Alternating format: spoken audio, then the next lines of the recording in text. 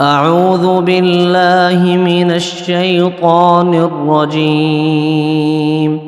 بسم الله الرحمن الرحيم. إذا السماء انفطرت وإذا الكواكب انتثرت وإذا البحار فجرت وإذا القبور بعثرت علمت نفس ما قدمت وأخرت. يا أيها الإنسان ما غرك بربك الكريم الذي خلقك فسواك فعدلك في أي صورة ما شاء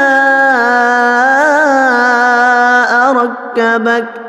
كلا بل تكذبون بالدين وإن عليكم لحافظين كراما كاتبين يعلمون ما تفعلون.